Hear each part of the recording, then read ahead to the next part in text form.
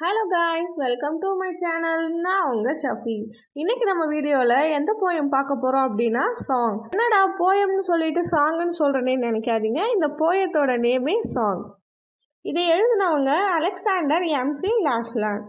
First author introduction பார்த்தலாம். நம்ம ஆத்தரோட ஃபுல் நேம் என்னன்னா அலெக்சாண்டர் எம்சி லாஷ்லாண்ட் தான். இவர் 1818 பிறந்து 1896 இறந்துருக்காரு. ஸ்காட்டிஷ்ல பிறந்த ஒரு கெனடியன் போயட். இவர் மிட் 19th சென்ச்சுரியில் ஆக்டிவாக இருக்காரு. இவருடைய நோட்டபிள் ஒர்க்ஸ் என்னென்னு பார்த்தலாம். த ஸ்பிரிட் ஆஃப் லவ், இது எப்போ எழுதியிருக்காரு அப்படின்னா 1846. செகண்ட் ரிலிக்ஸ், இது எப்போ எழுதியிருக்காரு அப்படின்னா 1858 எழுதியிருக்காரு. தேர்ட் த இமிக்ரண்ட், இது 1861 எழுதியிருக்காரு. அடுத்து இந்த போயமோட இன்ட்ரோடக்ஷன் பார்த்துடலாம். அலெக்சாண்டர் எம்சி லாஷ்லாண்ட் ஸ்காட்டிஷில் பிறந்து கனடியன் போயட்டாக இருக்கார். இவரை எப்படி கூப்பிடுறாங்க அப்படின்னா கெனடியன் ராபர்ட் பர்ன்ஸ் அப்படின்னு கூப்பிடுறாங்க. இவர் நிறைய டயலெக்ட் போயட்ரி எழுதியிருக்காரு. அதெல்லாம் எதை ரிஃப்ளெக்ட் பண்ணுது அப்படின்னா ஸ்காட்ஸோட இமிக்ரெண்ட்டை பற்றி ரிஃப்ளெக்ட் பண்ணுது, அப்புறம் ஹோம் சீக்னஸை பற்றியும் ரிஃப்ளெக்ட் பண்ணுது. இவரோட போயம் சாங் எந்த போயத்தோட கலெக்ஷன்லேருந்து எடுக்கப்பட்டது அப்படின்னா போயம் அண்டு சாங்ஸ்ன்ற கலெக்ஷன்லேருந்து எடுக்கப்பட்டது. இது எப்போ பப்ளிஷ் பண்ணியிருக்காரு அப்படின்னா 1871 பப்ளிஷ் பண்ணியிருக்காரு. இவர் இங்கிலாண்ட்ஸில் இருந்த கரப்ஷனை பற்றி கிரிட்டிசைஸ் பண்ணியிருக்காரு. அப்புறம் என்ன கான்ஃப்ளிக்டை எக்ஸ்ப்ரெஸ் பண்ணுறாரு அப்படின்னா அவரோட ஹோம்லேண்ட் மேலே அவருக்கு இருந்த லவ்வை எக்ஸ்ப்ரெஸ் பண்ணுறாரு.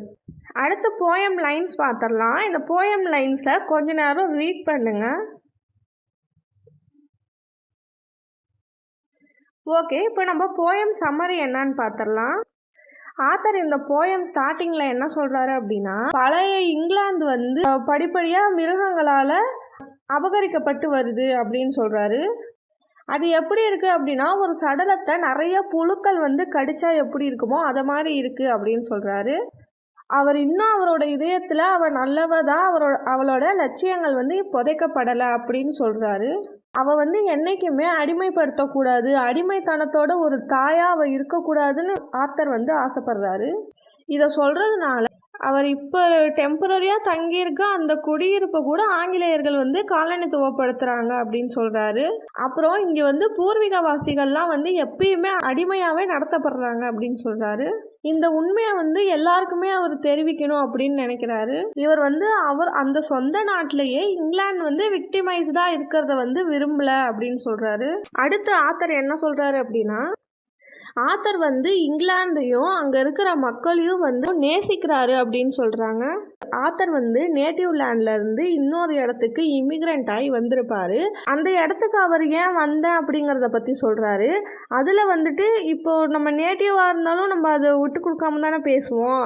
என்னதான் அங்கே கஷ்டப்பட்டிருந்தாலும் நேட்டிவ் விட்டு கொடுக்காம தான் பேசுவோம். ஸோ நான் ஏன் என் நேட்டிவ் லேண்டை விட்டுட்டு இங்கே வந்தேன் அப்படிங்கிறத பற்றி அவர் சொல்லி அங்கே நடந்த அவரோட ஒரு சில மறக்க முடியாத மோசமான விஷயங்களை சொல்லி அதை இங்கே வந்ததுக்கானதை நியாயப்படுத்துகிறாரு. அவரோட நேட்டிவ் லேண்ட் அவ்வளோ மோசமாக இருந்துச்சு, அதனால தான் அவர் இங்கே வந்தேன்னு சொல்கிறாரு. இந்த மாதிரி ஒரு இடத்துல யார் இருப்பா, என்னால் இருக்க முடியாது அப்படின்ட்டு தான் நான் இமிக்ரெண்ட் ஆகி வந்தேன் அப்படின்னு சொல்கிறாரு. ஆத்தரோட நேட்டிவ் லேண்ட் இங்கிலாந்து. அவர் எங்கே இமிக்ரெண்ட் ஆகி வந்திருப்பாரு அப்படின்னா கனடாவுக்கு இமிக்ரெண்ட் ஆகி வந்திருப்பாரு. அவர் இங்கிலாண்டை விட்டு வந்ததை ஒரு ப்ரூத்தோட ஒப்பிட்டு சொல்கிறாரு. என்னான்னு பார்க்கலாம். அப்படி சொல்லும்போது அவர் இங்கே இமிக்ரெண்ட் ஆகி வந்ததுக்கான காரணத்தை இன்னும் ஸ்ட்ராங் பண்ணுறதுக்காக சொல்கிறாரு. ப்ரூத்னா என்னன்னா கரண்டி, இந்த குழம்புலலாம் கரண்டி எடுப்போம் பார்த்தீங்களா, அந்த குழம்பு கரண்டி தான். அதாவது அவர் என்ன சொல்கிறாரு அப்படின்னா அந்த குழம்பை எடுக்கிறதுக்கு நிறைய கரண்டி, இப்போ ஒரு குழம்பு சட்டியில் குழம்பு இருக்குது, அதில் ஒரு கரண்டி போட்டாலே நம்ம எடுத்து ஊற்றிட்டு திருப்பி போடும்போது ஒரு சவுண்டு வரும். இந்த குழம்பு சட்டியில் நிறைய கரண்டி கிடக்கும் போது அது எடுக்கும் போது நிறைய சலசலன்னு சத்தம் வரும் இல்லையா. அதே மாதிரி இங்கிலாந்தில் உள்ள மக்கள் சண்டையிட்டுக்கிறாங்க, அந்த சத்தமும் அந்த குழம்பு கரண்டி எப்படி சலசலன்னு சவுண்டு உண்டாக்குதோ அதே மாதிரி இந்த இங்கிலாந்தில் உள்ள பீப்புள் சண்டையிடும் போது ஒரே சத்தமாக இருக்குது அப்படின்னு சொல்கிறாரு. இதை இன்னும் எப்படி சொல்கிறாரு அப்படின்னா அதிகப்படியான சமையல்காரர்கள் குழம்பை கெடுக்கிறார்கள் அப்படின்ற ஒரு பழமொழியை சொல்லி நமக்கு இதை நினைவூட்டுறாரு.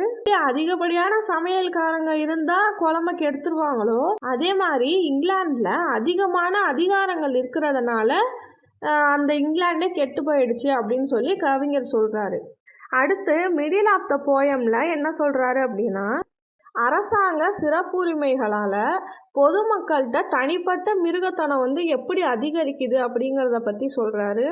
அதில் ஃபஸ்ட்டு எதை பற்றி சொல்கிறாரு அப்படின்னா, ஏழையாக இருக்கிற மக்களை ஒரு சில அற்ப காரணங்களுக்காக நாடு கடத்துகிறாங்க, துறவிகள் ஆக்குறாங்க அப்படிங்கிறத பற்றி சொல்கிறாரு. அவர் என்ன சொல்கிறாரு அப்படின்னா, இப்போ ஒரு நாடை விட்டு இன்னொரு நாடுக்கு போகிறது ஒன்றும் தப்பான விஷயம் இல்லை. அதை பற்றி அவர் கடவுளே அவர்கிட்ட அதை கேட்டாலும் அங்கே நடந்த கொடுமைகளால் தான் நான் இங்கே வந்தேன் அப்படின்னு தான் சொல்லுவேனே தவிர, அதனால் ஒன்றும் கடவுள் என்னை தண்டிச்சிட மாட்டார் அப்படின்னு சொல்கிறாரு. அதுக்கப்புறம் ஆத்தர் தற்பெருமை உள்ளவர்களையும் அந்த சட்டங்களோட தகுதிகளை பற்றி பெருமையாக பேசும் தலைமை நீதிபதிகளை பற்றி சொல்கிறாரு. அந்த நீதித்துறைகளில் சட்டம் எப்படி இருந்துச்சு அப்படின்னா 2ஆக பிரிஞ்சிருந்துச்சு. ஒன்று பணக்காரவங்களுக்கும் இன்னொன்று ஏழைகளுக்கும் அப்படின்ற மாதிரி இருந்துச்சு. பணக்காரவங்களுக்கெல்லாம் ஒரு சட்டம், ஏழைகளுக்கெல்லாம் ஒரு சட்டம் அப்படின்ற மாதிரி பிரிஞ்சிருந்துச்சு அப்படின்னு சொல்கிறாரு.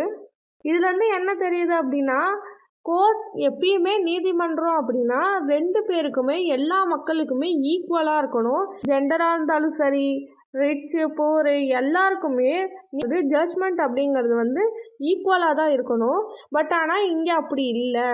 ஏழைகளுக்கெல்லாம் ஒரு சட்டம், ஏழைகள்லாம் அவங்க ஏழை தானே, பணக்காரவங்களாம் அவங்க பணக்காரவங்கப்பா, அவங்களெல்லாம் நம்ம எதுவும் செஞ்சிடக்கூடாது அப்படின்ற மாதிரி இந்த மாதிரி ஒரு வேறுபாடில் இருந்ததை பற்றி சொல்கிறாரு. அப்புறம் இந்த போயத்தோடைய ஃபைனல் பார்ட்டில் என்ன சொல்கிறாரு அப்படின்னா, பிஷப்போடைய உண்மையான அந்த கலர், ட்ரூ கலர் என்ன அப்படிங்கிறத பற்றி வெளிப்படுத்துகிறாரு.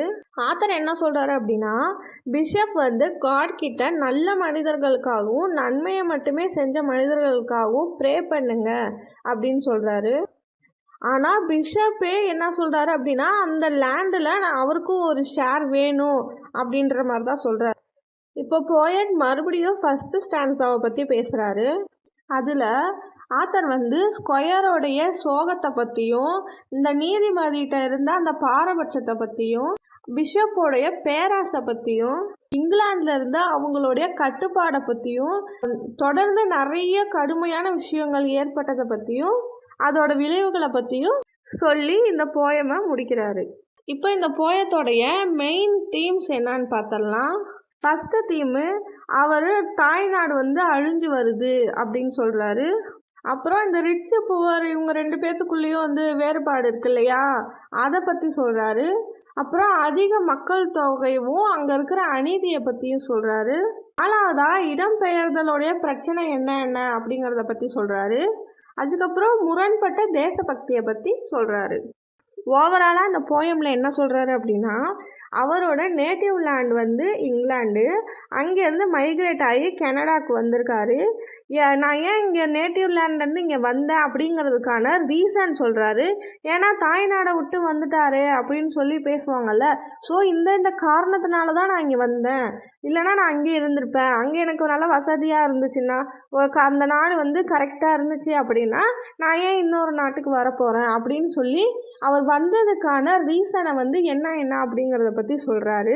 ஃபஸ்ட்டு அங்கே ரிச் பீப்புளுக்கும் புவர் பீப்புளுக்கும் நிறையா டிஃப்ரென்ஸ் இருக்குது, நீதியிலேயே அந்த ஈக்குவாலிட்டி இல்லை அப்படிங்கிறதுனாலையும் அந்த நிறையா குழம்பு கரண்டி போட்டு சலசலன்ற சத்தம் மாதிரி அங்கே உள்ள மக்கள்கள்லாம் சண்டை போட்டுக்கிட்டே இருந்தாங்க அப்படிங்கிறதுனால, அது மாதிரி நம்ம பார்த்த ஒரு சில நிறைய விஷயங்கள்னால அவர் நான் நேட்டிவ் லேண்டை விட்டுட்டு கனடாவுக்கு வந்துட்டேன் அப்படின்னு சொல்கிறாரு.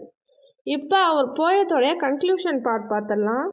பிரபல கவிஞரான அலெக்சாண்டர் அவரோட எல்லா படைப்புகளையும் பெரும்பாலும் ஸ்காட்லாண்டில் இருந்த அந்த வீடு இயக்கத்தை பற்றியும், கனடிய முன்னோடிகளின் அழகை பற்றியும், அப்புறம் சவால்களை அக்செப்ட் பண்ணிக்கிறத பற்றியும், பொது வாழ்க்கையில் கவிதையை கண்டுபிடிக்கிறத பற்றியும், அப்புறம் மனிதனோட நிலை எப்படி இருக்கிறதுங்கிறத பற்றியும், கடின உழைப்பு, நம்பிக்கை இதெல்லாம் நினச்சி பார்த்து இந்த போயத்தை முடிக்கிறாரு.